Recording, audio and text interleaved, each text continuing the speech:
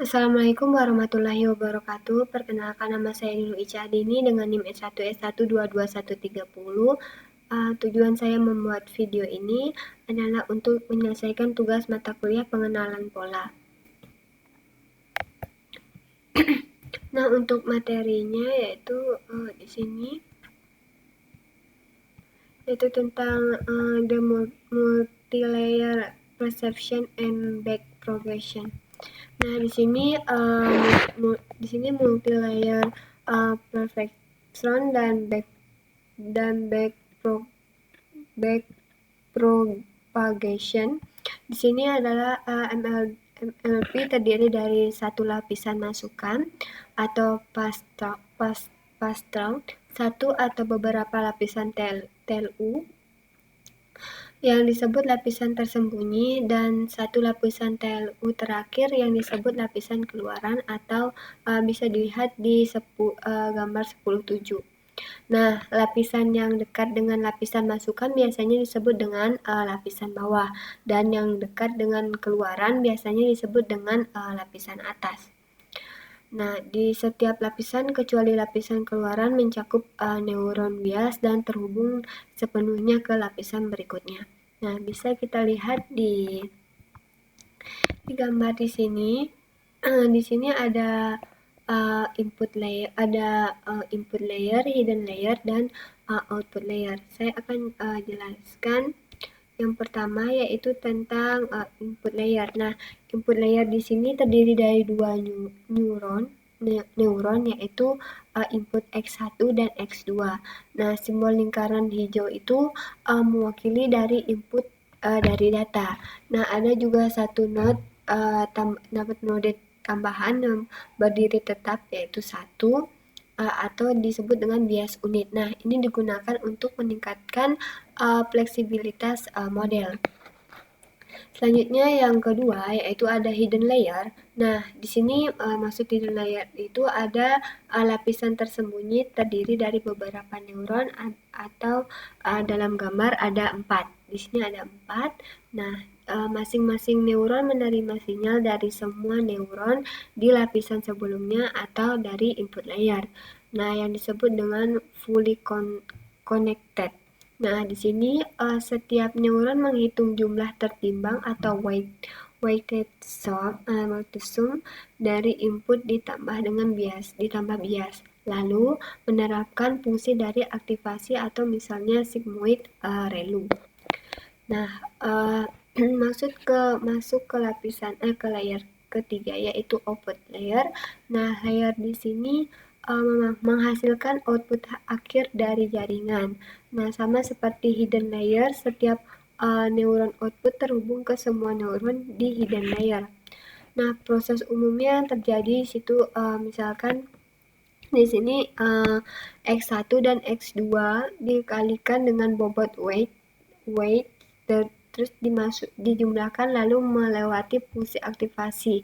Nah, proses ini berlanjut dari input terus ke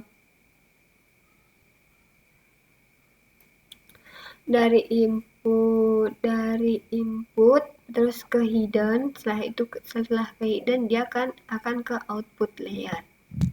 Nah, activation function di situ ada simbol seperti ini, yaitu dengan panah menunjukkan bahwa hasil akumulasi input masuk ke fungsi aktivasi, yaitu fungsi ini mengontrol keluaran dari neuron dan memungkinkan jaringan mempelajari dari nonlinearitas. Selanjutnya ada bias node, yaitu lingkaran bernilai 1. Itu bias membantu dalam menggeser fungsi aktivasi agar model bisa belajar lebih baik. Nah, kita masuk di selanjutnya. Di sini ketika ANN Artificial Neural Network berisi tumpukan dalam lapisan tersembunyi, itu disebut dengan jaringan saraf dalam atau DNN. Bidang pembelajaran mendalam mempelajari DNN dan secara umum model yang berisi tumpukan komputasi yang dalam. Meski begitu, banyak yang berbicara tentang pembelajaran mendalam setiap kali jaringan saraf terlibat atau bahkan yang dangkal. Nah, selama bertahun-tahun, para peneliti berjuang untuk menemukan cara melatih NLP. Nah, tanpa hasil, namun pada tahun 1986, David Rumelhart, Geoffrey Hinton, dan Ronald Williams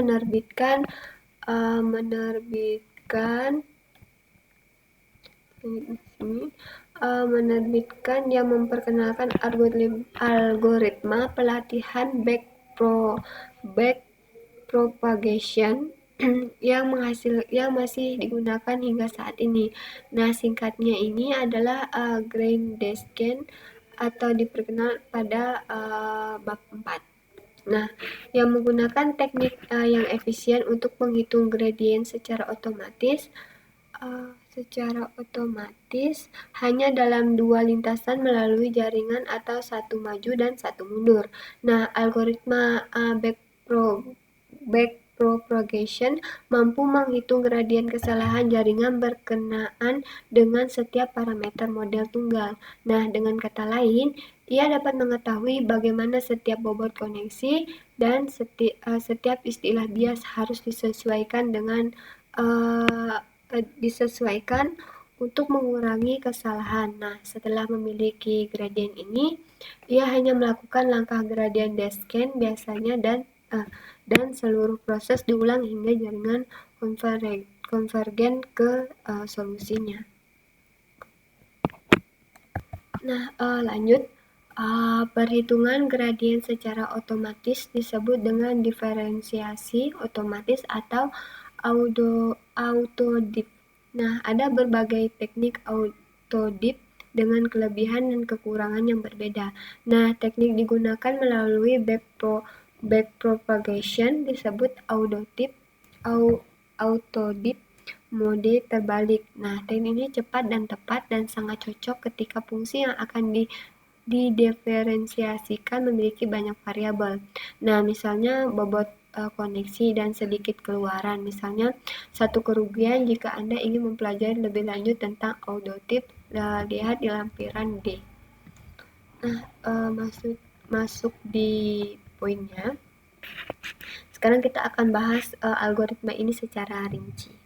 Nah, yang pertama, algoritma ini menangani satu mini batch pada satu waktu. Nah, misalnya masing-masing berisi 32 instan dan melewati set pelatihan penuh beberapa kali. Nah, setiap lintasan disebut dengan epoch.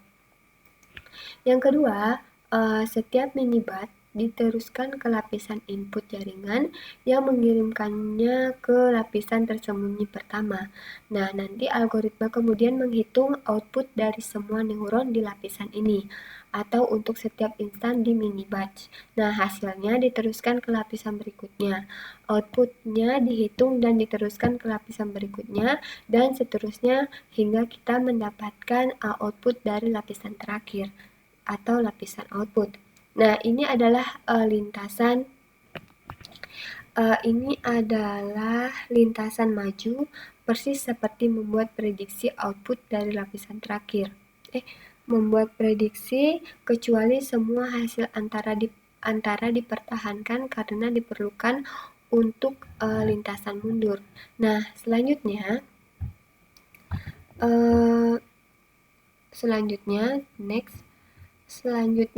algoritma mengukur kesalahan keluaran dari jaringan. Untuk poin yang ini, jaringan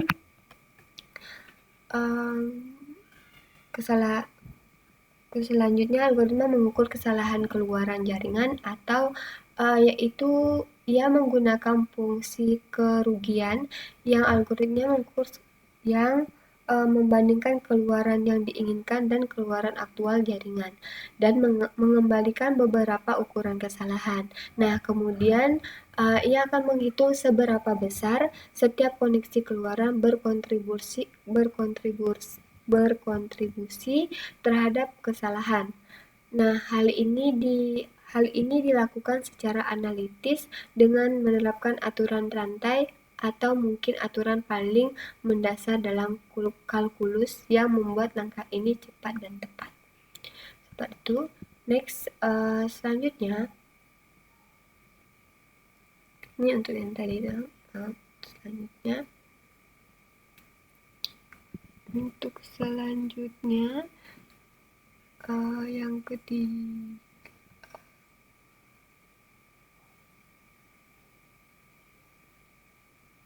Oh, ini dia.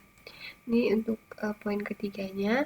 Selanjutnya, algoritma mengukur kesalahan keluaran jaringan, yaitu menggunakan fungsi kerugian yang membandingkan keluaran yang diinginkan dan keluaran aktual jaringan, dan mengembalikan beberapa ukuran kesalahan. Nah, kemudian ia akan menghitung seberapa besar setiap koneksi keluaran berkontribusi terhadap kesalahan. Nah, hal ini dilakukan secara analitis dengan menerapkan aturan rantai atau mungkin aturan paling mendasar dalam kalkulus yang membuat langkah ini cepat dan tepat. Next, kita masuk di selanjutnya, yaitu algoritma yang poin ke 5.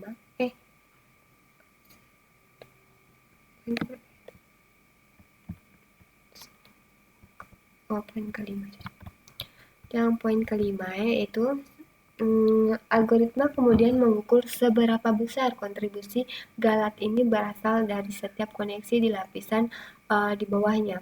Nah, sekali lagi menggunakan aturan rantai bekerja mundur hingga algoritma mencapai lapisan masukan. Seperti dijelaskan sebelumnya, lintasan balik ini secara efisien mengukur gradien galat di semua bobot koneksi dalam jaringan dengan menyebarkan gradien galat ke belakang melalui jaringan, atau maka nama algoritma tersebut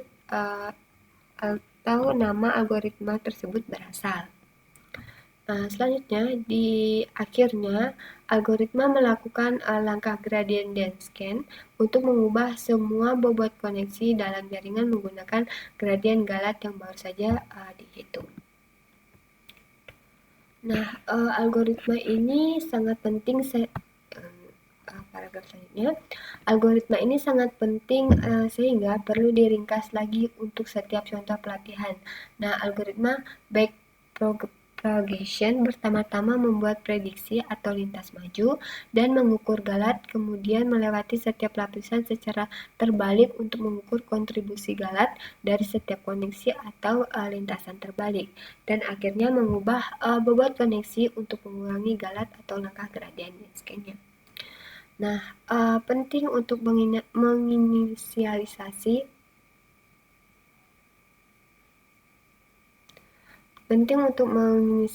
semua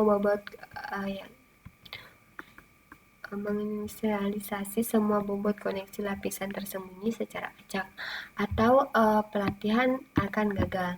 Nah, misalnya jika kita menginisialisasi semua bobot dan bias ke 0, maka semua neuron dalam lapisan tertentu akan benar-benar identik, dan dengan demikian backpropagation-nya akan memengaruhi mereka dengan cara yang persis sama, sehingga mereka akan tetap identik.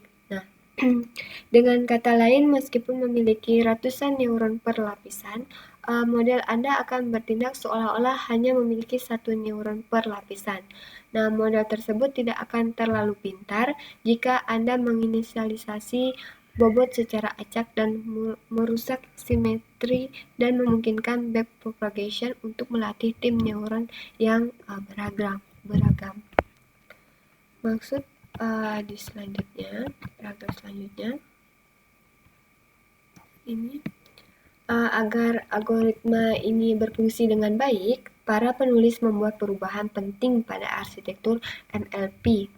Mereka mengganti fungsi langkah dengan fungsi logistik sigmoid seperti rumus yang ini. Di situ ini penting karena fungsi langkah hanya berisi segmen datar, jadi tidak ada gradien yang dapat digunakan atau gradien descent tidak dapat bergerak pada permukaan datar. Sementara fungsi logistik memiliki turunan bukan nol yang terdefinisi dengan baik di mana-mana, yang memungkinkan gradien descent membuatkan beberapa kemajuan di setiap langkah. Faktanya, algoritma backpropagation berfungsi baik dengan banyak fungsi aktivasi lainnya, bukan hanya fungsi logistik. Berikut dua pilihan populer lainnya. Nah, yang pertama ada fungsi tangen hiperbolik dengan function tan. Di sini sama seperti fungsi logistik. Nah, fungsi aktivasi ini berbentuk S kontinu dan dapat dibedakan. Tetapi nilai keluarannya berkisar dari -1 hingga 1 atau bukan 0 hingga 1 dalam kasus fungsi logistik. Nah, rentang tersebut cenderung membuat keluaran setiap lapisannya itu kurang lebih berpusat di sekitar 0 pada awal pelatihan. Nah, yang seringkali membantu mempercepat konvergensi. Nah, masuk di yang kedua. Pilihan yang keduanya itu tentang fungsi dari rectified linear unit function atau ReLU. Nah, di sini itu fungsi ReLU bersifat kontinu, tetapi sayangnya tidak dapat dibedakan pada Z sama dengan 0, atau kemiringan berubah secara tiba-tiba yang dapat membuat gradien descent memantul. Nah, turunannya adalah 0 untuk Z lebih kecil dari 0. Namun dalam praktiknya ia bekerja dengan sangat baik dan memiliki keuntungan karena cepat dihitung sehingga telah menjadi fungsi default. Nah, yang penting fakta bahwa ia tidak memiliki nilai keluaran maksimum membantu mengurangi beberapa masalah selama gradien descent, atau kita akan membahasnya di bab 11. Nah, masuk di paragraf selanjutnya. Nah, untuk paragraf selanjutnya, di sini ada fungsi aktivasi populer ini keturunan dipresentasikan dalam gambar 10.8. Mengapa kita memerlukan fungsi aktivasi? Nah, jika kita merangkai beberapa transformasi linear, yang Anda dapatkan hanyalah transformasi linear, Anda akan memperoleh fungsi yang Anda dapatkan hanyalah transformasi linear. Misalnya jika f dalam kurung x sama dengan 2x tambah 3 dan g dalam kurung x sama dengan 5x dikurang 1, maka dengan menggabungkan kedua fungsi linear ini, kita akan memperoleh fungsi linear lain, yaitu f dalam kurung g dalam kurung x sama dengan 2 dalam kurung 5x dikurang 1 ditambah 3 sama dengan 10x ditambah 1. Nah, jadi jika Anda tidak memiliki beberapa non-linearitas di antara lapisan, maka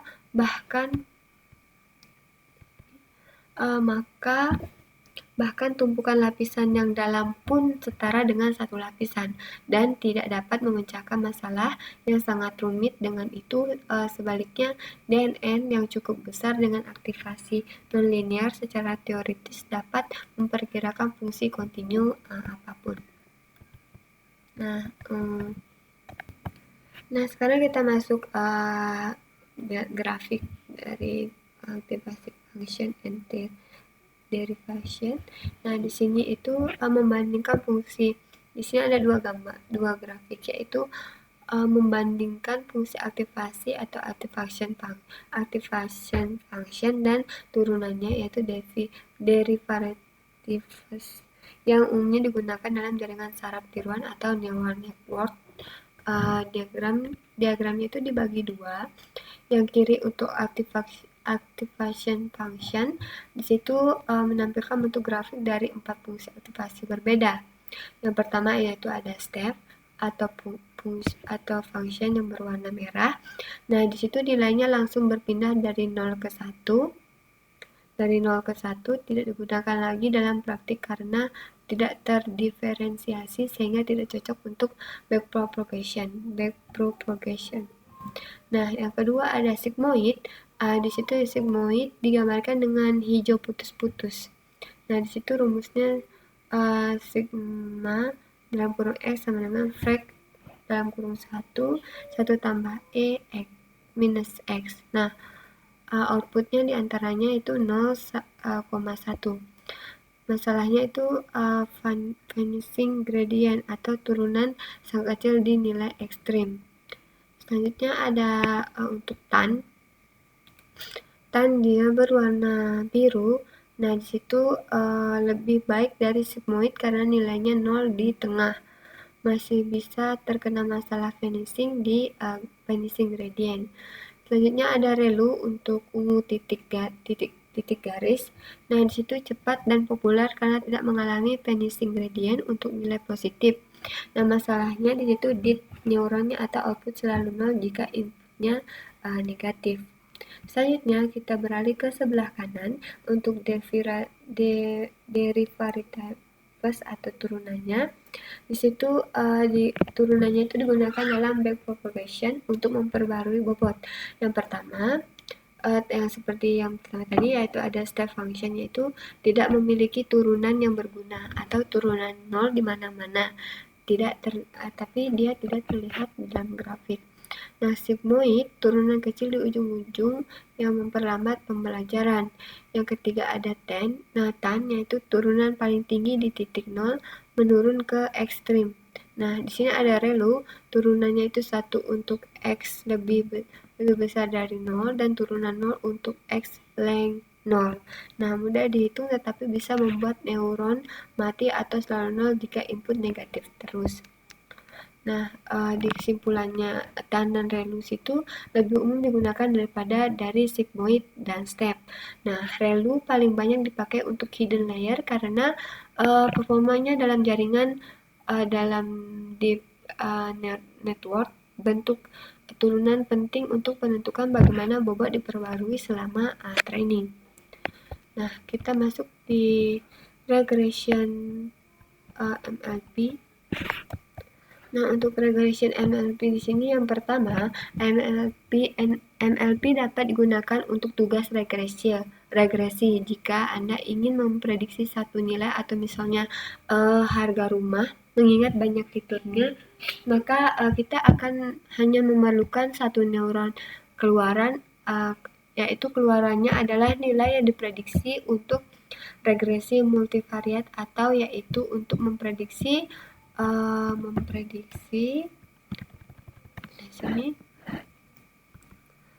di situ kita akan memprediksi beberapa nilai sekaligus. Nah, kita memerlukan satu neuron keluaran per dimensi keluaran. Misalnya untuk menemukan titik pusat objek dalam gambar, kita memerlukan memprediksi koordinat dari 2D atau 2 dimensi. Jadi kita memerlukan 2 neuron keluaran. Jika kita juga ingin menempatkan kotak pembatas di sekitaran objek, maka kita memerlukan 2 angka lagi, lebar dan tinggi objek. Jadi Anda atau kita akan memperoleh 4 neuron keluaran.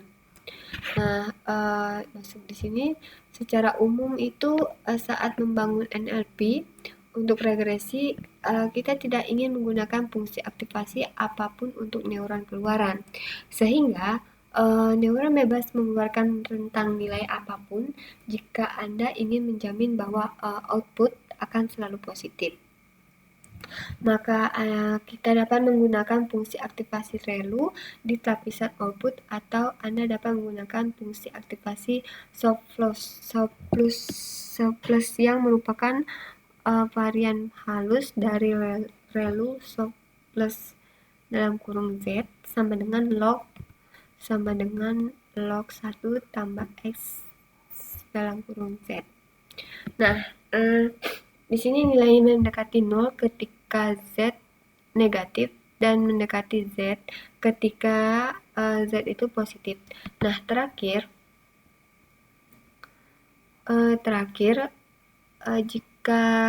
jika Anda tidak menjamin bahwa prediksi akan berada dalam rentang nilai tertentu, maka Anda dapat menggunakan fungsi logistik atau tangan hiperbolik, lalu skalakan label ke rentang yang sesuai 0 hingga 1 untuk fungsi logistik dan minus 1 hingga 1 untuk tangan hiperboliknya. Masuk di paragraf selanjutnya. Di situ ada fungsi dari kerugian. Nah, yang digunakan selama pelatihan biasanya adalah kesalahan kuadrat rata-rata.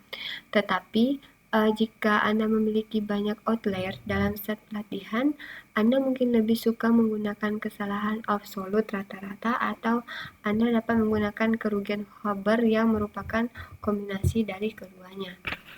Nah, masuk di kerugian Haber. Nah, kerugian Haber bersifat kuadratik ketika kesalahan lebih kecil dari ambang batas, dalam kurung biasanya 1, tetapi linear ketika kesalahannya lebih besar dari 1. Bagian linear membuat kurang sensitif terhadap outlier dari kesalahan kuadrat rata, dan bagian kuadratik memungkinkannya untuk konvergen lebih cepat dan lebih tepat daripada kesalahan absolut rata-rata. Nah, di sini masuk di tabel dari typical regression MLP dari MLP arsitektur. Di sini yang pertama ada untuk hiperparameternya. Di sini ada 2 tabel, yaitu hiperparameter dan typical value atau nilai umumnya. Nah, di sini jika kita input neuron 100 untuk parameternya itu ada input neuron, hidden layer, neuron per hidden layer, output neuron, hidden activation, output activation, dan loss function. Untuk typical value-nya itu ada on per input itu fiturnya 28 kali 28 sama dengan 784 per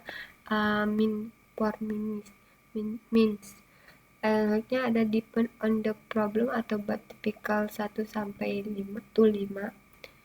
Terus hingga 5. Terus ada depend on the problem but typical 10 to 100, yaitu tergantung masalahnya, biasanya itu 10 hingga 100 neuron per layer.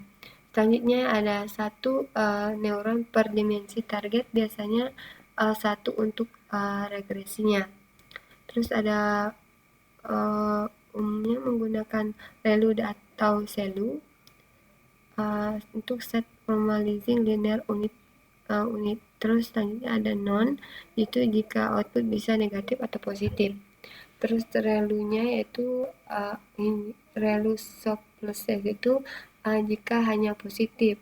Logicitannya itu jika output dibatasi dalam rentang tertentu. Untuk MSE-nya itu untuk mean absolute error-nya, dan Habernya itu jika terdapat outlier. Masuk di selanjutnya yaitu klasifikasi MPLS. Nah, masuk di klasifikasi MLP. Di sini MLP juga dapat digunakan untuk tugas klasifikasi. Untuk masalah klasifikasi biner hanya memerlukan 1 neuron keluaran menggunakan fungsi aktivasi yaitu logistik.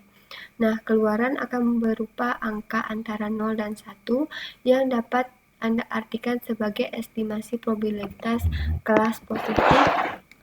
Estimasi probabilitas kelas negatif sama dengan 1 dikurangi angka tersebut. Nah, selanjutnya di paragraf selanjutnya yaitu yang ini, MLP juga dapat dengan mudah menangani tugas klasifikasi biner yaitu multilabel Misalnya Anda dapat memiliki sistem klasifikasi email yang memprediksi apakah setiap email masuk adalah spam atau spam, dan secara bersamaan memprediksi apakah itu email mendesak atau tidak mendesak. Dalam kasus ini kita memerlukan dua neuron keluaran, keduanya menggunakan fungsi aktivasi logistik. Yang pertama akan mengeluarkan probabilitas bahwa email tersebut adalah spam, dan yang kedua akan mengeluarkan probabilitas bahwa itu mendesak. Nah, secara lebih umumnya kita akan mendedikasikan satu neuron keluaran untuk setiap balas positif. Nah, perhatikan bahwa probabilitas keluaran tidak selalu berjumlah satu. Nah, ini memungkinkan model mengeluarkan kombinasi label apapun. Nah, kita dapat memiliki HAM tidak mendesak dan mendesak, spam tidak mendesak, dan bahkan mungkin spam mendesak, meskipun itu mungkin merupakan sebuah kesalahan. Nah, jika setiap di sini masuk di paragraf selanjutnya, jika setiap contoh hanya dapat tergolong dalam satu kelas dari 3 atau lebih kelas yang mungkin, misalnya kelas 0 hingga kelas 9 untuk klasifikasi gambar dikit, maka perlu memiliki satu neuron keluaran per kelas dan harus menggunakan fungsi aktivasi softmax untuk seluruh lapisan keluaran. Nah, di sini kita bisa lihat pada gambar 10.9, fungsi softmax di situ diperkenalkan dengan di bab 4 akan memastikan bahwa semua probabilitas yang diestimasikan berada di antara 0 dan 1, dan jika dijumlahkan akan menghasilkan 1, atau yang diperlukan jika kelas bersifat eksklusif. Ini disebut dengan klasifikasi multiclass. Nah, sama seperti tadi, di sini juga ada input layer, hidden layer, dan di sini dengan softmax. Nah, saya akan jelaskan di gambar sini. Di input layer itu terdiri dari dua input, yaitu utama yaitu sama seperti tadi, yaitu X1 dan X2. Nah, fungsi tersebut termasuk juga ada neuron bias, yaitu dilambangkan dengan angka 1 di dalam lingkaran kuning. Nah, di situ fungsinya itu menerima fitur dari data mentah. Di hidden layer yang kedua terdiri dari beberapa neuron dengan aktivasi atau kemungkinan besar dia adalah ReLU. Nah, setiap neuron menerima sinyal dari semua neuron input atau fully connected. Nah, di sini fungsi dari hidden layer yaitu melakukan transformasi non-linear untuk menemukan pola yang kompleks. Dan untuk softmax, nah di sini dia itu menerima sinyal dari semua neuron di layer tersembunyi. Nah, fungsi aktivasi di sini adalah softmax yang menghasilkan distribusi probabilitas atau jumlah total output sama dengan 1. Nah, cocok untuk di sini dia cocok untuk multi-class classification.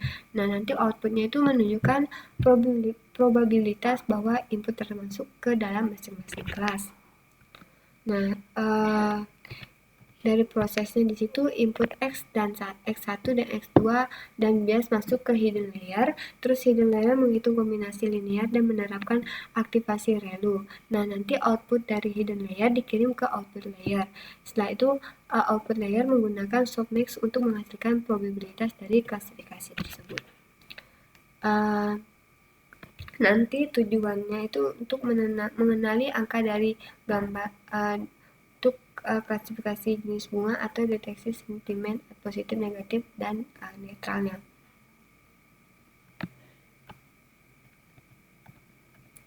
Nah, selanjutnya di sini masuk di gambar tadi.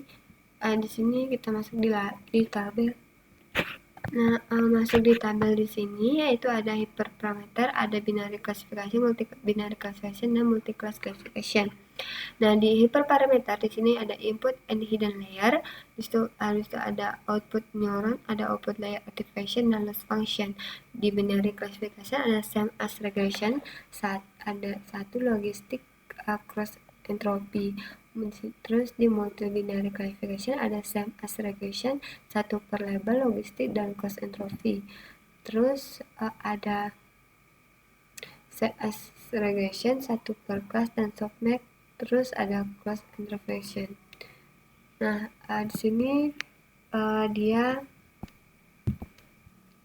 di sini di sini maksudnya itu input dan hidden layers itu tidak berubah dari arsitektur MLP untuk regresi, distribusikan dengan kompleksitas dan jumlah fitur. Nah, nanti jumlah neuron outputnya itu atau hanya binarinya situ 1, neuron outputnya itu hasilnya 0 atau 1. Nah, multi label di situ multi labelnya itu satu neuron untuk setiap label atau karena satu sampel bisa punya lebih dari satu label aktif. Nah, multi kelasnya neuron untuk setiap kelas, tetapi hanya di sini neuronnya itu untuk setiap kelas, tetapi hanya satu kelas yang dipilih sebagai outputnya.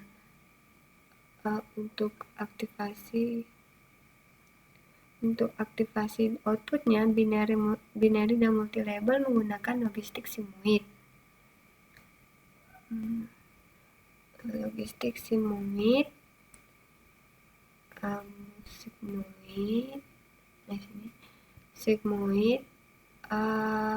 hasilnya nanti antara 0 dan 1. Nah, multikelasnya menggunakan softmax.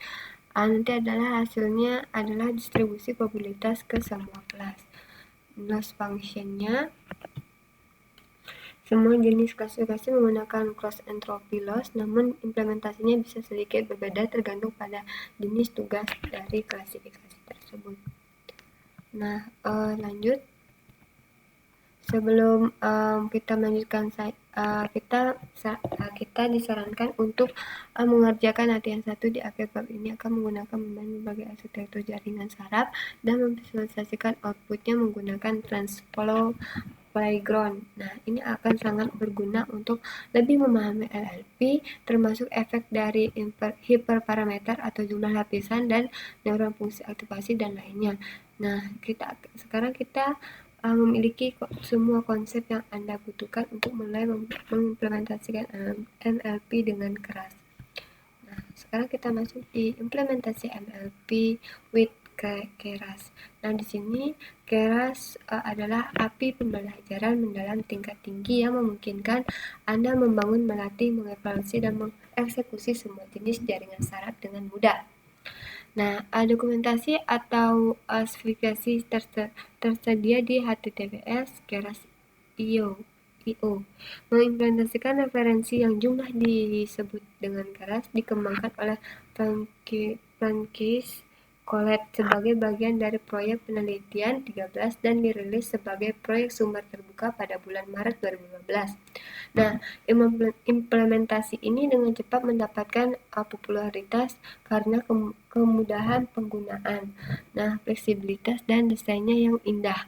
Untuk melakukan komputasi yang berat yang dibutuhkan oleh jaringan saraf, implementasi referensi ini tergantung pada backend komputasi. Saat ini kita dapat memilih dari 3 pustaka pembelajaran mendalam sumber terbuka yang populer, yaitu ada TransFlow, Microsoft Cognitive, dan CoolKit atau CNTK, dan Theano. Oleh karena itu, untuk menghindari kebingungan, kita akan menyebut implementasi referensi ini sebagai Keras multi-backend. Sejak akhir tahun 2016, implementasi lain telah dirilis. Nah, kita akan dapat menjalankan Keras pada Apex MX Apple Core ML, JavaScript, atau TypeScript, atau untuk menjalankan kode keras di peramban web dan PlayML yang dapat berjalan pada semua jenis perangkat GPU, tidak hanya NVIDIA. Nah, selain itu, TensorFlow sendiri sekarang dibundle dengan implementasi keras dan kerasnya sendiri, TF Keras. Ia hanya mendukung TensorFlow sebagai backend, tetapi ia memiliki keuntungan dengan menawarkan beberapa fitur tambahan yang sangat berguna.